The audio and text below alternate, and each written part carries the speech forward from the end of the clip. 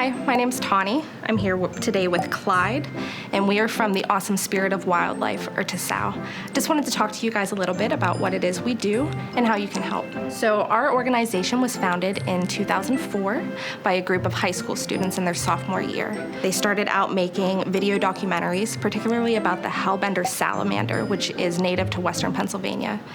Whenever they were making this documentary, word got out, and people started approaching them about caring for their own pets, or that they found an injured animal on the side of the road and wanted to know if we could help. And the idea was born of starting a rescue. So in 2009, we established our nonprofit status and officially became a rescue here based out of Slippery Rock, Pennsylvania. Since receiving our nonprofit status, we have saved over 140 animals, have over 40 active volunteers in 3 states, and put in over 6,500 volunteer hours.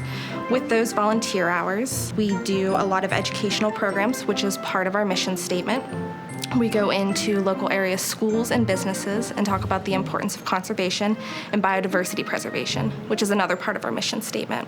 With biodiversity preservation, we work with a lot of other area rescues. Not every call we get is geared towards reptiles or amphibians. Sometimes we get calls for animals such as a barn owl, which was our recent call. With the barn owl, it's not in our wheelhouse, so we called one of our fellow rescuers to help and care for that animal, and that animal was released. What we do is whenever we receive a call for a reptile, we go out and do a rescue. We bring it back and assess and give it any necessary care that it might need. If it's safe to do so, we re-release the animal back into the wild. If it's a person's pet that they've surrendered because maybe they didn't understand the care that goes into taking care of their pet, we give any rehabilitation services needed, and then we find it a new home. So the last part of our mission statement is to have a cultural appreciation for the natural world. These animals need us far less than we need them. Having a good understanding of biodiversity and conservation is key to survival and coexisting together. So now I'm going to pass it over to Josh, and he's going to talk about some of the native species that you can find right here in Pennsylvania. Hi guys, my name is Josh. I'm with the Awesome Spirit of Wildlife. And as Tawnie mentioned before, one of the core values of Tasow is conservation. And today, we have some examples of PA native species that we believe conserving their environment and preserving their environment is very important. In Pennsylvania, there are over 21 species of snake. Of those 21, 18 are what we would call colubrids. Now, this guy I have in my hand is one of those colubrids. This is a northern water snake. Now, we will see these all over Pennsylvania and all over North America. Anywhere that there's a stream, a pond, a grassy, wet marsh area, you get the point. If there's water, you're probably gonna see one of these guys basking in the sun or hunting along the shoreline. One of the big things that these guys provide to their environment is that they hunt a lot of times the weak frogs, the weak fish. They control disease and overpopulation. They also hunt at night. They'll feed on minnows. They will also, if necessary, they can eat some birds. So very, very important snake to have. Unfortunately, they're often mistaken for a copperhead or a water moccasin. And people have fear of those snakes because they're venomous. These guys simply are just not venomous. They're very friendly for the most part, as you can see. If you find one in the wild, just let it do its thing. So another colubrid we have with us today is a green rat snake. These guys are native mostly to the southern United States, but they're not all that different from the type of rat snake that we might find in Pennsylvania. The green rat snake, the one thing that's a little bit different than what our rat snakes might prey on is that these guys do tend to eat a lot of bats, whereas our rat snakes don't always have bats in their in the areas that they might feed on. Typically in Pennsylvania, you will see 2 types of black rat snake. There's a black racer and a black rat snake. The black rat snake is actually the largest snake in Pennsylvania. It can grow up to 8 feet in length, whereas the black racer can grow about 5 to 6 feet in length. And one of the ways you can tell the two apart is that the black racer has a tan nose, and the black rat snake, if you would imagine a cross-section of it, is shaped kind of like a loaf of bread, where it's round on top and flat on the bottom. Another common snake that we have in North America is the bull snake. This one in particular is called the Kankakee bull snake, and it's named for the county in Illinois that gives it its distinct color. These guys like to live in open sandy areas and pine groves underneath debris. They like to hunt small animals, such small rodents, small birds. These bull snakes can actually do quite a bit of feeding. They can eat 5 small birds within 15 minutes. So they're extremely important to their environment. Controlling population is a very important thing for these snakes to do. Not only do they prevent disease and overpopulation, but they're part of the food chain in general. So we talked about some of the colubrids and some of the more popular of the snakes that we have here in North America. Now, there are 3 venomous snakes in Pennsylvania. Now, the Awesome Spirit of Wildlife, we do not have any venomous snakes, so I will just talk about them and their characteristics. There's the Eastern Massasauga, there's the Timber Rattler, and then there's the Copperhead, which we discussed earlier is often taken for a water snake, or a water snake is often taken for a copperhead. Now, these 3 types of snakes are called pit vipers. Now, they're easily distinguishable from any of these other non-venomous snakes in that the 3 in Pennsylvania will have cat-like pupils, and they have pits between their eyes and their nose. So if you're out in the wild and you see one that has cat-shaped pupils, know that it's venomous and that you should stay away from it. So as we said before, conservation of our ecosystems is extremely vital. And these colubrids and all of the reptiles in Pennsylvania play an important role with that. The snakes eat the rodents and the aquatic animals that can overpopulate our waterways, and disease can spread. Also, in general, these snakes, turtles, lizards, frogs, they're all part of the overall food chain. So these guys grow up to be big, and maybe they become prey for an eagle or a hawk or a fox. It's all part of our ecosystem. So we talked about our local ecosystem. Now, one of the core beliefs of the Awesome Spirit of Wildlife is an appreciation of the natural world. So we're going to take a step out of our local area and talk about some more of the exotic species that the Awesome Spirit of Wildlife deals with in its day-to-day, and some of the rescues that have come through our door. Hi, I'm Malachia Evans with Tasow, and I will be talking a little bit about the rescue, rehabilitation, and adoption that we do with our animals. So to begin with, this is Aries. He is a corn snake, which is a very common snake in the pet trade currently. He is about 12 years old, and as you can see, is a pretty big boy. They typically only grow to about 5 feet long, and they can live to about 20 years. So one of the big things that we try to advocate for in our rescue is education before you buy. So for some people, they might not know going in buying a corn snake from a pet store or a reptile expo is how long this animal may live and how long they will need to take care of it. If they're not prepared, they're stuck with this guy for about 20 years. This guy can live longer than your typical dog or cat. So one of the things that we try to prepare people for is how long that animal is going to live and how long they'll need to care for it. People always ask, how did they get their name? And there's 2 different stories. One of the stories is that these guys would always be found in farmers' cornfields, eating the rats out of their cornfields. And so the farmers were really appreciative of these guys because they kept the rats from eating all of the farmers' crops. The other story of how they got their name is if you look at their belly right here, they have kind of a Indian corn belly or pattern on their belly. And so those are the 2 different ways that they are thought to have gained their name. Another thing that we talk about with our rescue is we always need volunteers because there's a lot of exotic animals out there that we deal with and we rescue and then rehabilitate and try to adopt out. So with this guy, the special story is I met Tasow first in 2016 and met Aries for the first time and fell in love with him and wanted to adopt him. So they went and I went through the adoption process, which is much like adopting a dog or a cat from a shelter. And then I was approved to adopt him and brought him home. And then within a year later, I brought him back to that same place to show them how well he was doing and agreed to become a volunteer. So now he's back with the rescue as an education animal once again. And he makes a really good one because he's really sweet and very intuitive as far as people that have fears over snakes. So the next snake that I'm going to talk about is this Boa Constrictor. And these guys are from Colombia. originally and are a very common large constrictor within the pet trade currently. So these guys look very similar to your very common red-tailed boa. They're a little bit different, but still have the same basic needs and habitat requirements. These guys come to us sometimes because people don't realize how large they're going to get. They see this little itty bitty 1.5 to 2 feet baby snake that's really pretty and want to take it home, but then they don't realize that these guys can get very large.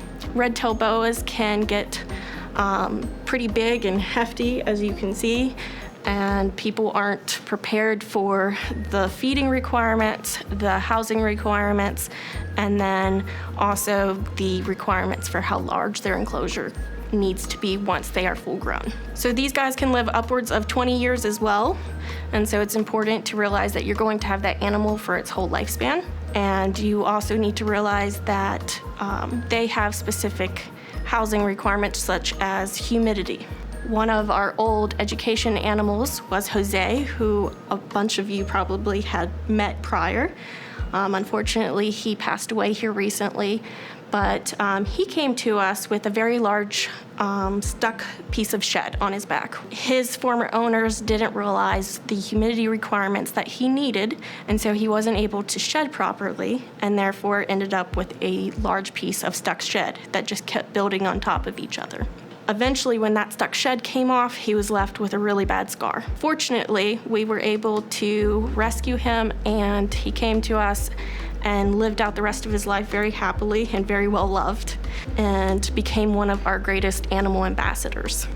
For our next snake, right here is what we have, a very common ball python. They're extremely common in the pet trade, probably one of the most common next to the corn snake right now, and they are seen in a very large variety of color morphs and are largely bred across the whole US as an exotic that you can purchase.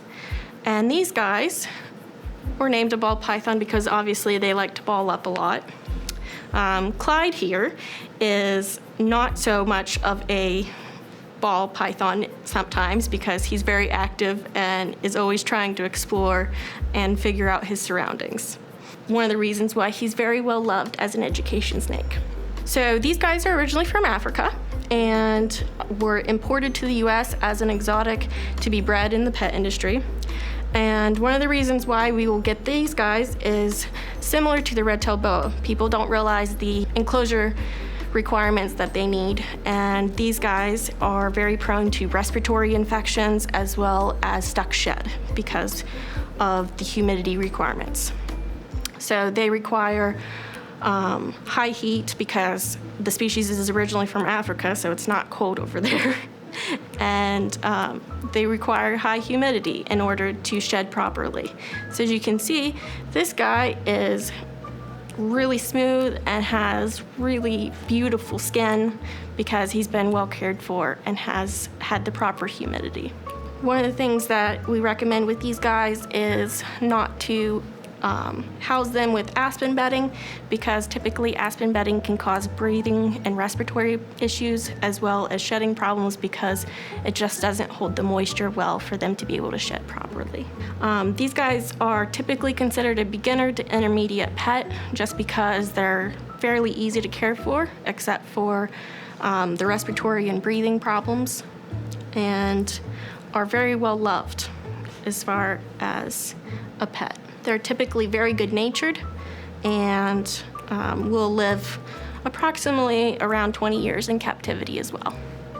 So next we have Irina here, and she is a really good one to talk about as far as our education program. So Irina was originally raised by one of our former volunteers and then permanently left to the rescue.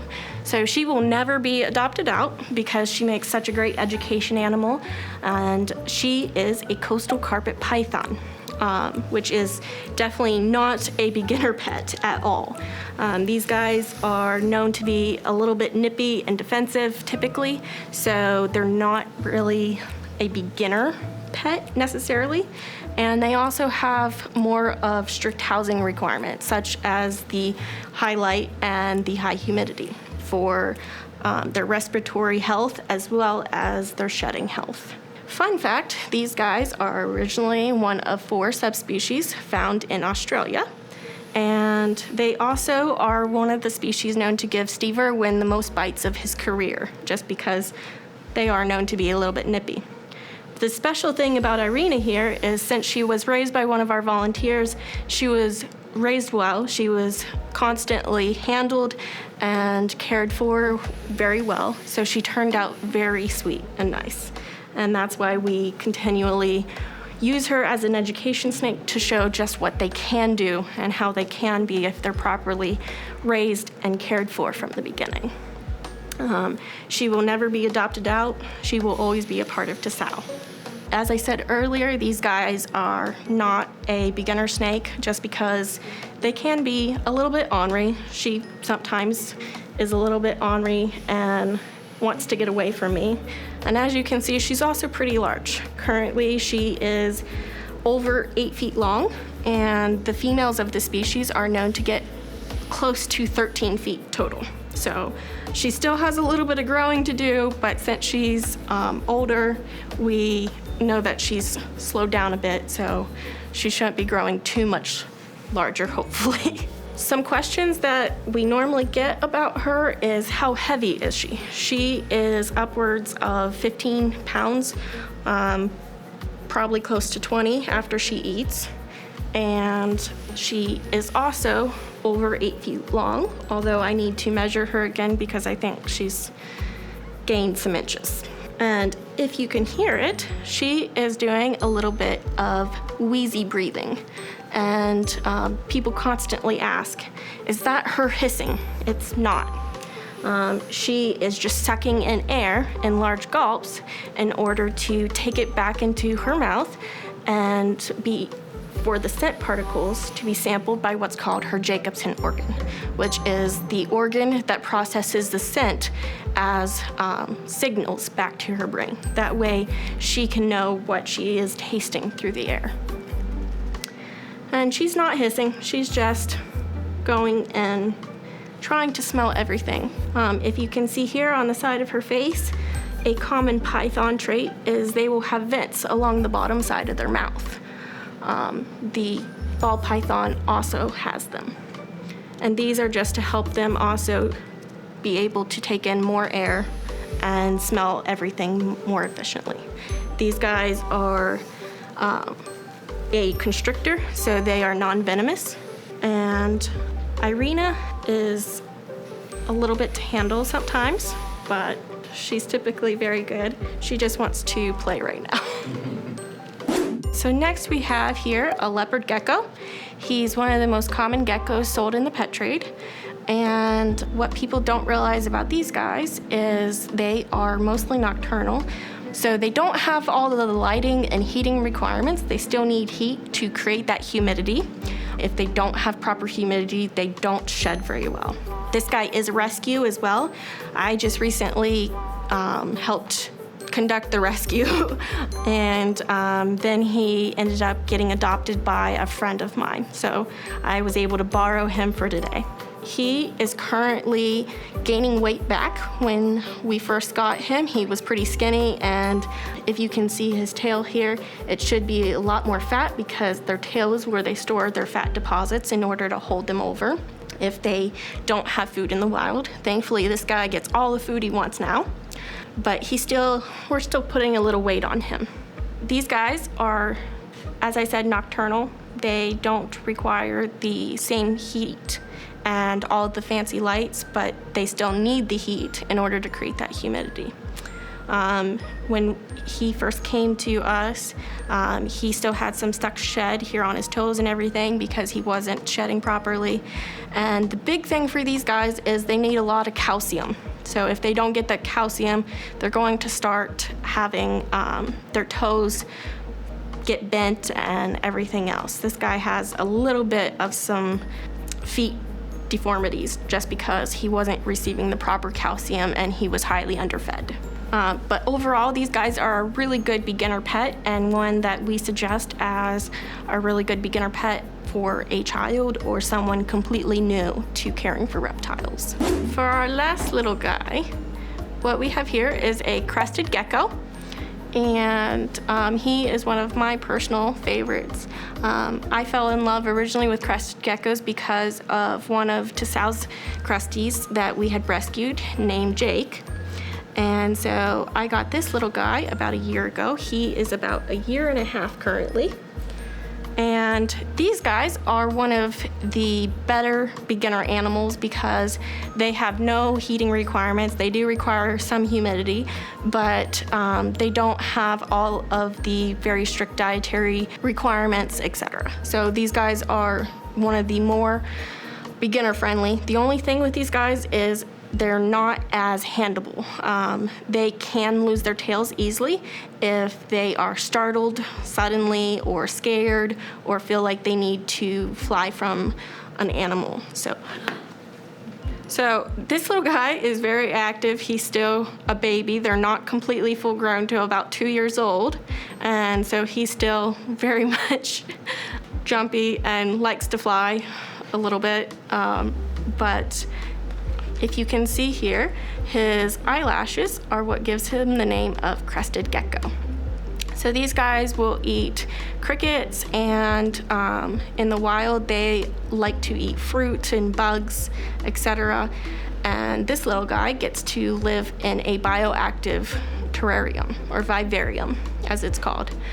So he gets to have a more naturalish habitat in my house. So these guys are pretty common in the pet trade, and you'll find them in a variety of different color morphs and sizes. They will grow to be a little bit bigger than this and typically get a little bit chunkier. As I said, he's not completely full grown, so he's not to his full size. He's currently about the adult length that he will get, but now he'll start getting chunkier. On behalf of the Awesome Spirit of Wildlife, I'd like to thank Aoko-san for having us today. I hope that you all learned something, as I know I do every time we do one of these presentations. I'd like to talk a little bit about what you can do to help keep your ecosystem thriving. One of the things that we see a lot are, especially at boat launches and fishing areas, debris and litter collects there, fishing line collects there. You could imagine that if a snake like this goes and eats a bird that's all wrapped up in fishing line, that's not going to be good for the snake or the next animal that comes along to eat the snake. So we can clean up trash at our local boat launches, on our local trails, take trash bags in with you, and take trash out with you. Another way you can help is by volunteering for an organization like ours. You can also donate to an organization like ours. If you're interested in the Awesome Spirit of Wildlife, you can find us at tasow.org or follow us on Facebook and Instagram. If you have any questions, you can reach out to us at contact@tasow.org. Once again, thanks for watching, and I hope you learned something.